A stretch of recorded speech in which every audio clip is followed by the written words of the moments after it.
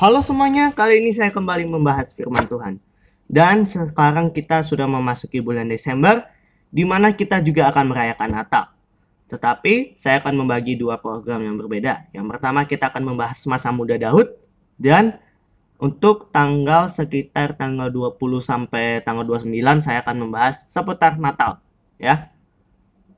Dan untuk semuanya saya jadwalkan untuk jam 6 sore, ya. Kali ini saya akan menyampaikan tentang hal-hal yang saya sebutkan tadi, ya. Kali ini saya akan membahas tentang Daud, ya. Daud waktu masa mudanya. Daud ini diurapi menjadi raja, ya, karena waktu itu zaman dahulu raja pertama adalah Saul, ya. Dan belum ada raja Daud saat itu, ya.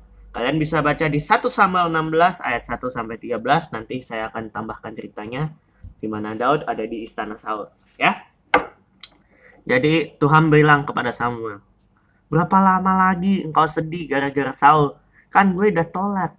Itu kalau bahasa gaulnya kayak gitu. Ya, istilahnya gitu, karena Tuhan sudah menolak Saul karena perbuatannya, ya. Perbuatannya itu. Ya. Karena perbuatan Saul, ya. Kalau kalian baca di pasal sebelumnya, Saul disuruh bunuh semuanya, hewan sama orang, ya, karena ini perintah Tuhan. Tapi Saul nggak nurut, ya. Waktu itu bangsa apa ya?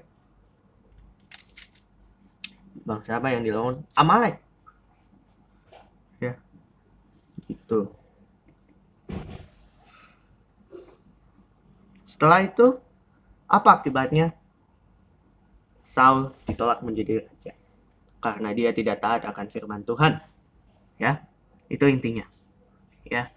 Habis itu Tuhan bilang juga, ya udah, kamu pergi ke Bethlehem, kamu siapin tabung isi minyak, tanduk isi minyak, ya. Setelah itu aku akan mengutus seorang dari Bethlehem untuk menjadi raja dari keluarga Isai, ya. Terus Samuel bilang, gimana saya bisa pergi, saya takut kalau Saul bunuh saya. Tuhan bilang, tenang, kamu bawa kambing domba buat persembahan, anggap aja ini buat korban persembahan.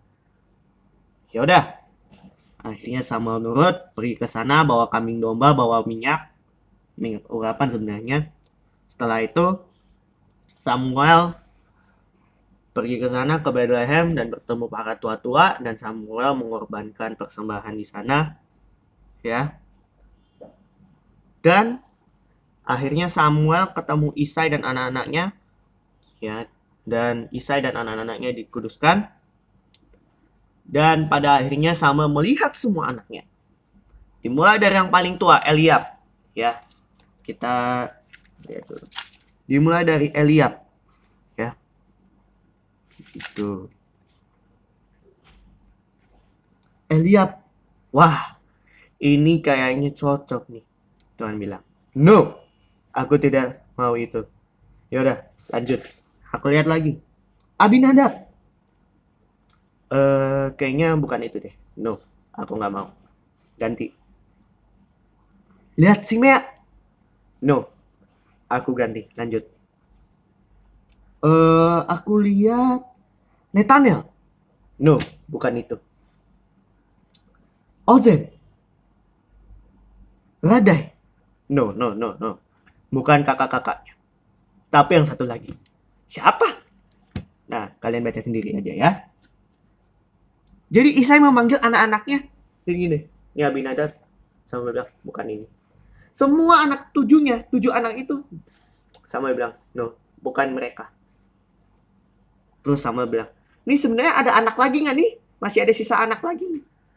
Si Isai bilang, ada anak bungsu saya namanya Daud, ya, dia menggembalakan kambing domba. Terus Samuel bilang, ya udah, panggilkan dia, sebab kita tidak akan duduk makan sebelum dia datang. Setelah itu Isai menyuruhnya untuk menjemput Daud, dan tampak wajahnya kemerah-merahan, ya, matanya indah, parasnya elok. Terus akhirnya Tuhan bilang, nah ini Samuel, ini Daud nih, ini cocok jadi raja, gitu istilahnya. Urapi dia sekarang, ya. Sebab memang inilah dia. Ya udah, Samuel mengambil tabung tanduk yang berisi minyak dan mengurapi Daud, ya. Dan Roh Tuhan berkuasa atas Daud, ya. Sebenarnya kenapa ditolak yang kakak-kakaknya? Samuel padahal melihat fisik kakak-kakaknya bagus, ganteng. Tapi Tuhan tidak melihat semuanya itu, tetapi Tuhan melihat hati. Buktinya Daud, Tuhan melihat hati Daud yang mau mengasihi, dan pada akhirnya nanti dia akan menjadi raja. Dan Daud punya hati yang baik. Buktinya apa? Kita baca lanjutannya di 16, di pasal 16, masih sama ayat 14 sampai selesai. Jadi waktu itu kan Roh Tuhan mundur dari Saul karena Saul sudah tidak disertai Tuhan lagi. Ya. Dan sekarang dia kayak istilahnya punya hati yang gelisah karena roh jahat masuk. Setelah itu hamba-hamba Saul bilang, "Lihat, roh jahat ini mah pada Allah mengganggu engkau. Ya udah, aku cari orang yang bisa main kecapi." Saul bilang, "Cari orang yang bisa main kecapi." Terus mereka bilang, "Nih, ada satu nih, Daud. Dia adalah anak dari Isai, orang Bethlehem."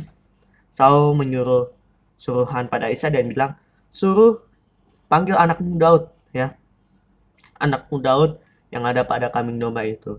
Nah, habis itu Isai mengambil keledai, ada roti. Dan Daud pergi ke istana Saul. Dan Daud sampai ke Saul dan dia menjadi pelayannya. Lalu Saul jadi sangat mengasihi dan ia menjadi pembawa senjatanya.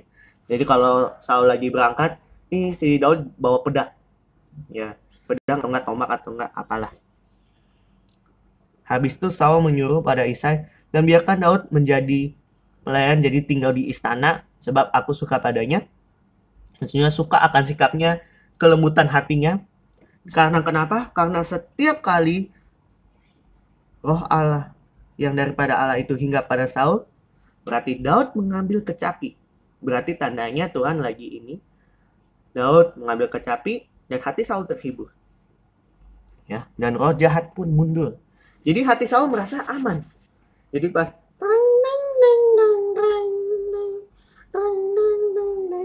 Saulnya tenang, gak marah-marah lagi gitu, ya.